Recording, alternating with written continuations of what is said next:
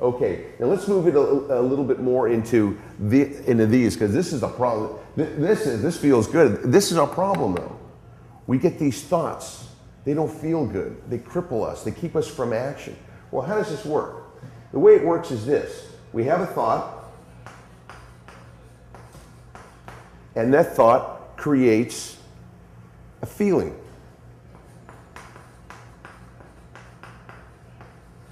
That feeling creates an emotion. And that emotion creates an action.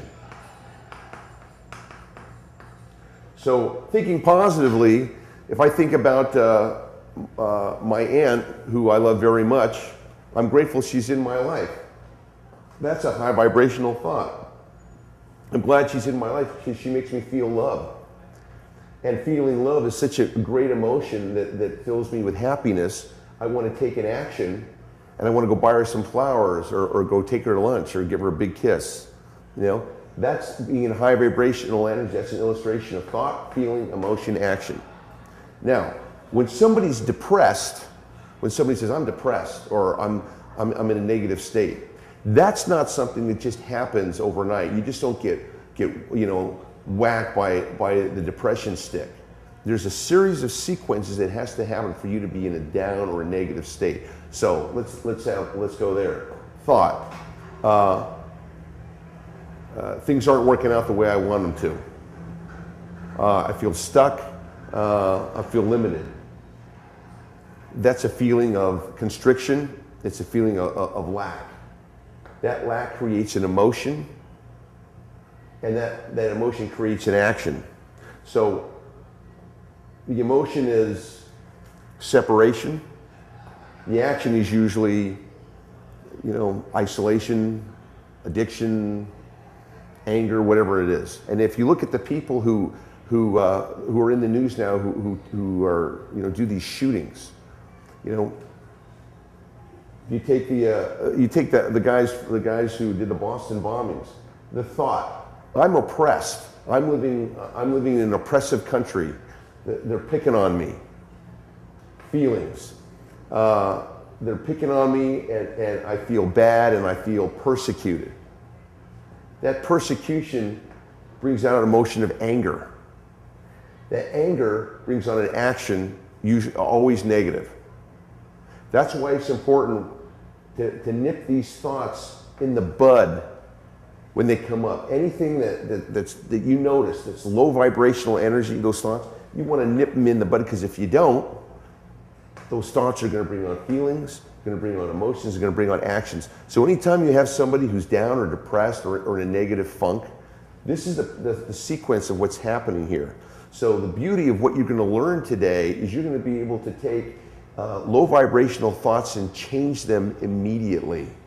Change them at the source. So you don't have to go down this road, because this low vibrational energy, it'll take you down all the way. It'll give you a thought, oh, life's not too good today. Or especially if you're expecting something to come in, a check or a job or a date, and they cancel on you, or they reschedule it, or it doesn't work out. Whenever there's a space, that's when low vibrational energy wants to pounce on you and say, see, I told you you weren't worth it. I told you didn't deserve it. I told you.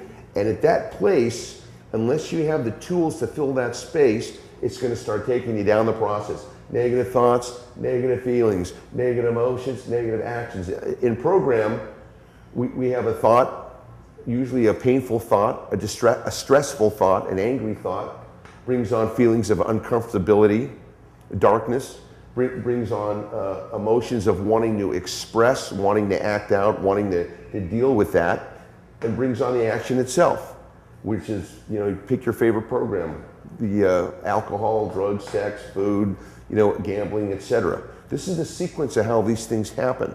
So now you're going to be able to nip this in the bud right now. So let me show you how to do that. Again, I mentioned here energies. We have higher power energy. We have lower power energy. Higher power energy, when we're in a higher power energy, life's great. We're unlimited. All possibilities, our life moves forward. When we're in low vibrational energy, it's just the opposite. So we all know what it feels to be in low vibrational energy. And remember I said, low vibrational energy is an actual entity. It's an entity. So what do I mean by that? It's like a mosquito. I call it an energy mosquito.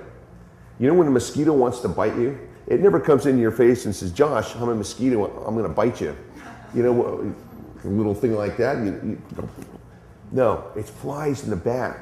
It usually flies in the back of your head, waiting for you to be off guard, waiting for you to be doing something else. And then when you're distracted, it goes in for the bite.